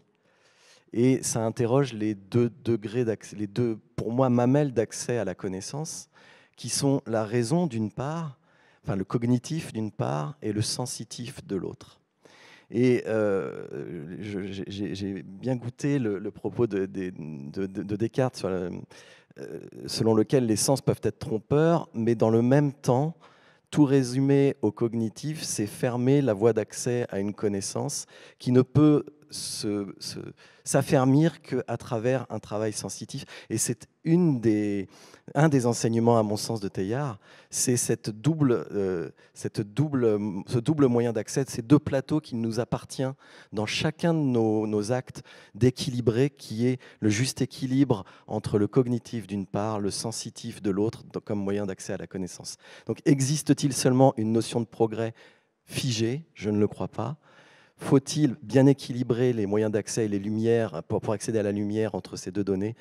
Pour ma part, je le pense fortement. Merci. Alors, vous pouvez passer le micro à l'homme juste derrière vous. Et ensuite, il y a une question au quatrième rang. Voilà. Oui, bonjour et merci pour toutes ces interventions passionnantes. Je vais rebondir sur ce qui a été dit avec un petit commentaire, une question, puisque l'objet là est quand même de poser des questions. Parce que si j'essaye de faire une espèce d'élément de convergence sur beaucoup de choses que moi j'ai entendues dans la...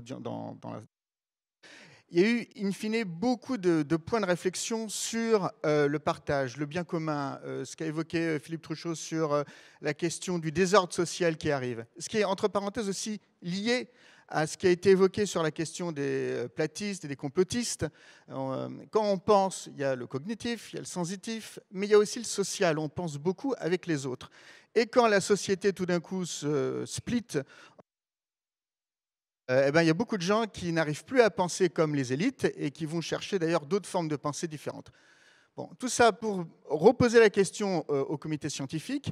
Quelle est la part pour vous de l'importance de la réflexion sur la redistribution, sur le partage, de façon effectivement à ce que ce progrès aille pour tout le monde dans le même sens? Parce que sinon, on le voit bien, il y a des risques cognitifs, etc., d'écarts graves de la société et d'explosion. La troisième question, Monsieur Corvol. Merci, oui, Pierre Corvol.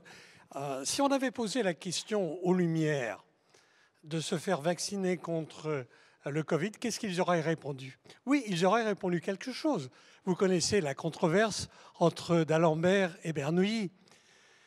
Ils avaient des oppositions très fortes entre eux sur des arguments scientifiques et mathématiques. Simplement, Bernoulli et d'Alembert ne prenaient pas en considération tous les éléments, alors qu'il fallait le faire pour pouvoir donner un élément de réponse correct. Donc ce que je pense que nous apprenons aujourd'hui, c'est la complexité du monde. Et d'Alembert et Bernoulli, avec leur disputation, le montraient parfaitement. Parce que les uns prenaient le risque de développer la maladie plus tard, et l'autre prenait en considération le risque de la vaccination elle-même comme geste intrusif et dangereux. Donc je pense que nous apprenons aujourd'hui, avec l'intelligence artificielle, etc., à saisir la complexité du monde. Et l'écologie est un exemple magnifique, et on le voit tous les jours. C'est très simple de dire il n'y a qu'un, mais quand on commence à étudier de façon holistique tout ce qui correspond finalement à un progrès, mais qui va entraîner en même temps par cascade un certain nombre d'événements que nous n'avions pas prévus, sous-estimés au départ, nous avons là une responsabilité de prendre en considération ces différents éléments pour pouvoir donner à nos concitoyens des éléments de réponse plus complexes que la réponse binaire qu'ils attendent et que les médias nous obligent à donner. Merci. Réaction du plateau.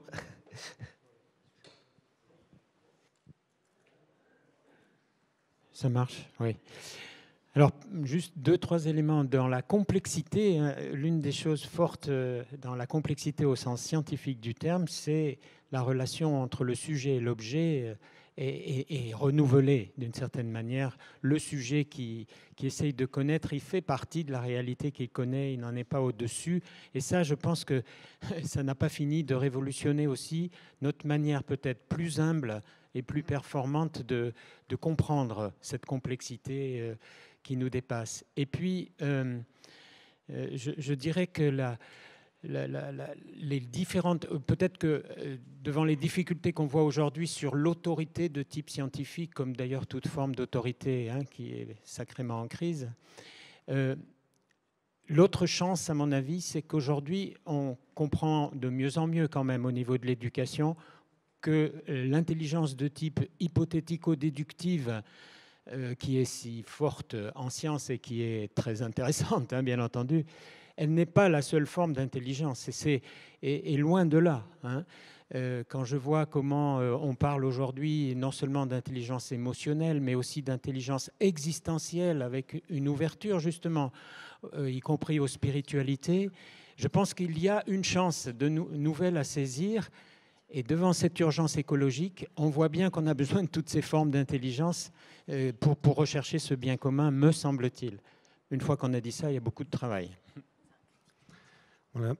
Sur la question de la complexité, c'est vrai que c'est un des lieux importants au niveau de voilà, de l'éducation, de la société, enfin de faire entrer dans cette forme de la complexité.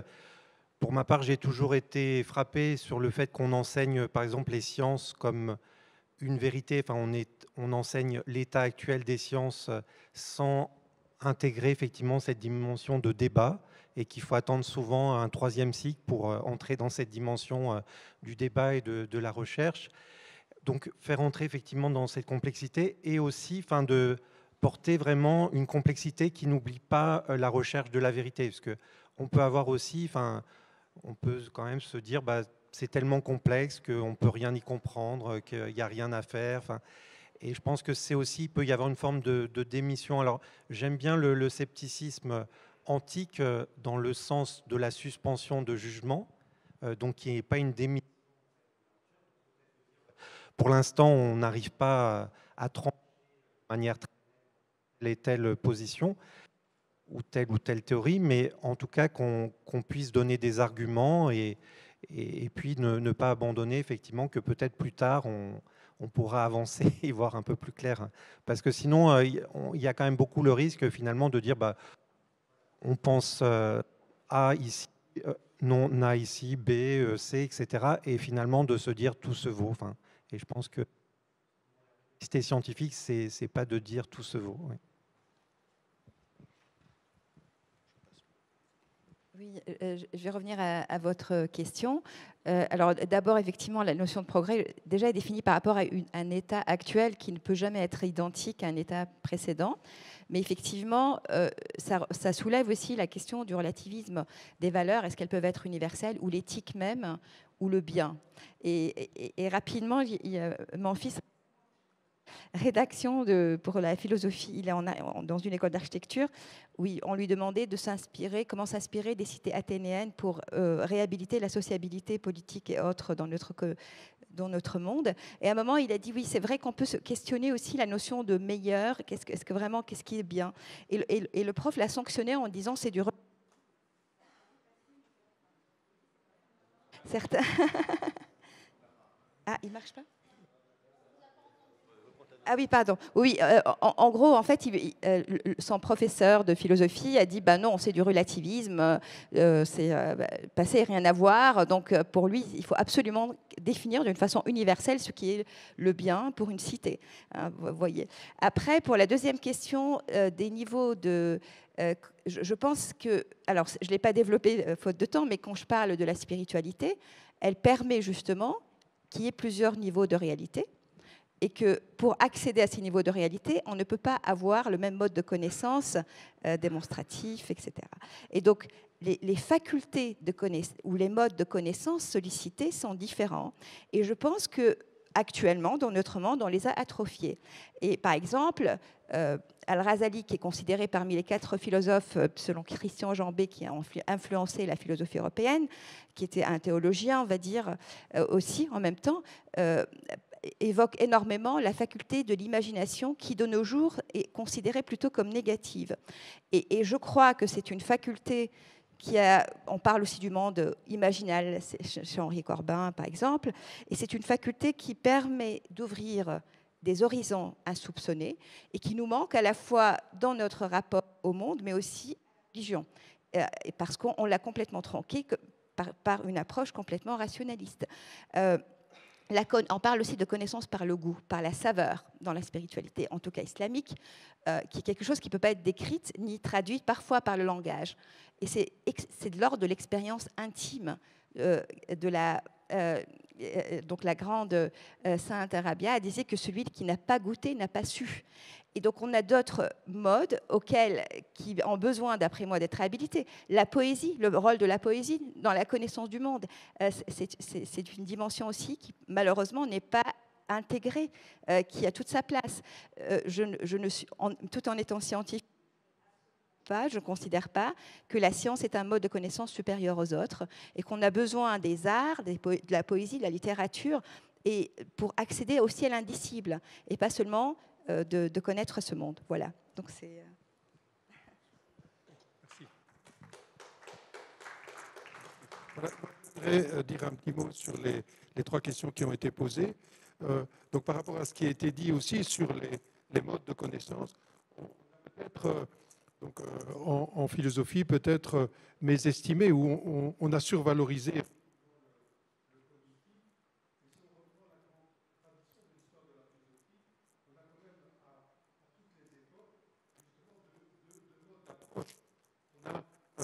Noésiste et phronésiste chez Aristote. On a quelque chose qui est de l'ordre cognitif, calculatoire, mais on a aussi le jugement prudentiel, qui est tout autre chose que le calcul. On a de regarder chez Newman la connaissance notionnelle et la connaissance réelle. On a chez Blondel le noétique et le pneumatique. On a chez Bergson l'intuition et l'intelligence. Mais on oublie parfois une des deux composantes. Or, d'une certaine manière, l'intelligence cognitive ne peut rien sans un arrière-fond intuitif et un vécu important, et le vécu et l'intuitif sans le cognitif seraient d'une certaine manière dangereux et passeraient aussi à côté de la réalité. Il faut l'articulation du cognitif, enfin du noétique, si vous voulez, pour reprendre les mots de Blondel, mais du noétique et du pneumatique, de l'intelligence et de l'intuition. Et même en sciences elle-même, que ferait le mathématicien s'il n'avait qu'une machine à démontrer des théorèmes? Non, l'intuition joue un rôle extrêmement important, y compris dans les sciences les plus formelles. Donc ça, j'aimerais bien... C'était la première chose que je voulais dire. Deuxièmement, sur la question du partage. Moi, je trouve que la question du progrès ne peut pas être pensée sans le partage. Partage du savoir, on en parlait avec les platistes, etc. Il faut absolument partager les savoirs et avoir des lieux de partage du savoir. Non pas des lieux où on fait de la vulgarisation poudre aux yeux, parce que soit on n'explique rien, soit on fait des shows médiatiques où les gens ne comprennent rien du tout. Non, il faut des lieux où on explique, on donne des connaissances que les gens peuvent s'approprier. J'avais été fort frappé, par exemple, dans des universités populaires, par exemple, dans le cadre de ATD Quart-Monde, de voir comment une pédagogie appropriée partageait des savoirs à des gens qui, d'une certaine manière, n'avaient aucun contact avec le monde académique. Donc le partage, pour moi, le partage est un partage de connaissances, mais c'est aussi un partage, une redistribution des richesses pour que le progrès puisse effectivement profiter à toutes les classes de la population. Or, ce qu'on voit aujourd'hui dans des domaines de pointe, c'est que, par exemple, on prenait l'exemple du spatial tout à l'heure, eh bien, ça ne profite qu'à un certain nombre de nations ou d'entreprises privées. Mais tout le monde a le droit d'avoir des retombées de cette recherche. Bon, ça, c'est sur la question du partage. Troisièmement, sur la question qu'a posé le commentaire de Pierre Corvol, me semble tout à fait juste dans le débat avec...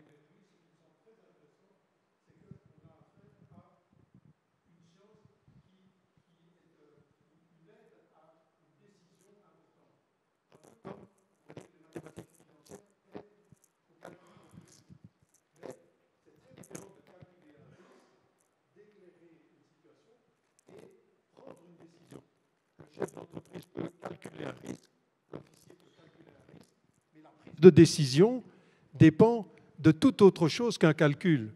Et là, on retrouve la phronésis aristotélicienne, la prudentie atomiste, etc. Il y a quelque chose de l'ordre de l'intelligence du contexte qui n'est pas calculatoire. Ceci dit, les calculs de risque sont hyper importants et ceux qui négligeraient et prendraient simplement des attitudes, des décisions simplement intuitivement, pour moi, c'est la catastrophe. Mais celui qui ne se baserait que sur le calcul, en fait, n'arriverait pas à prendre des décisions, puisque justement, des gens aussi éminents que d'Alembert, on pourrait dire, on a différents modèles du calcul de risque financier, etc. Bon, donc, ce qu'il faudrait faire, c'est, d'une certaine manière, retrouver cette espèce de dialogue et enseigner dans des écoles d'ingénieurs à la fois le calculatoire, mais à la fois comment on prend des décisions dans l'incertitude. Et on ne prend pas...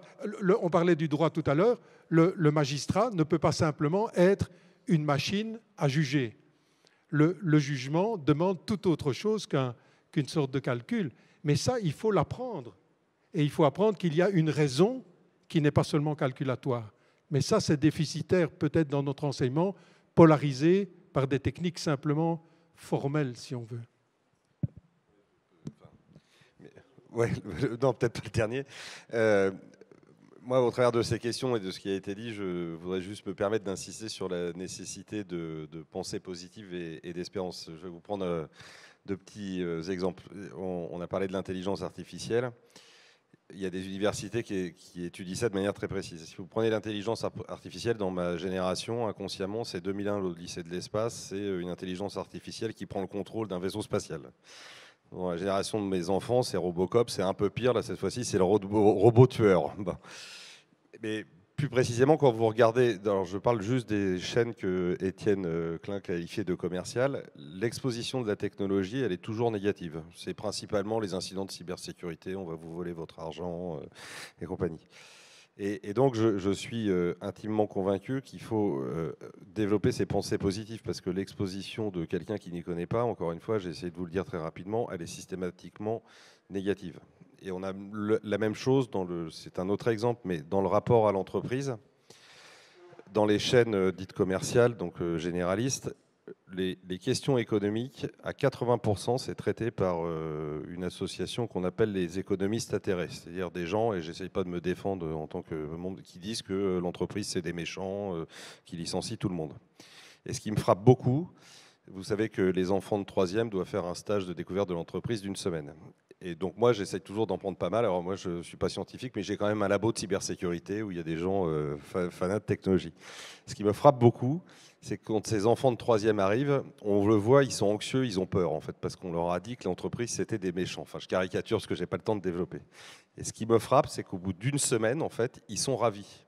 Moi, je les vois tous à la sortie et je leur dis alors qu'est-ce que tu en as pensé? Ils me disent ah mais en fait l'entreprise c'est génial, hein, il y avait des gens, j'ai appris plein de choses et tout. Donc voilà, je pense que montrer aussi c'est aussi démystifier. Voilà. Mais c'est quelqu'un qui vit dans l'entreprise qui vous donne ce message du besoin d'espérance. Voilà, Dominique, je m'en arrête là. Voilà, un immense merci.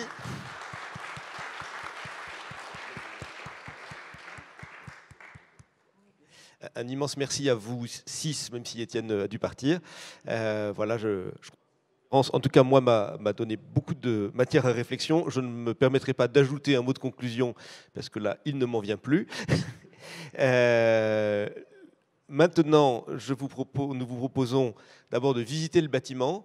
Vous avez le choix de le visiter librement. Il y a des expositions, je crois qu'il y a des guides qui peuvent vous guider dans le bâtiment. Alors, peut-être, Jean-Charles, tu peux nous dire un mot? Donc, Jean-Charles, premier guide, voilà. Est-ce qu'il y en a un autre? Non? Voilà. Oui, j'arrive tout de suite. Ah, voilà, le micro circule, donc on va... Oui, je dis, en fait, les gens qui sont intéressés par l'exposition Théière de Chardin peuvent poser des questions. Peuvent effectivement poser des questions soit à moi, soit à une autre personne qui sera un référent sur Théière de Chardin. Par contre, pour ce qui est de la visite du bâtiment, effectivement, c'est plutôt Guillaume et Monsieur Dutilleul qui vont bien évidemment répondre aux questions et faire visiter. Voilà. Donc je répète, visite du bâtiment avec Jean-Marie Dutilleul et Guillaume Momals. Guillaume, tu peux lever la main. Levez-vous peut-être, qu'on vous voit. Voilà.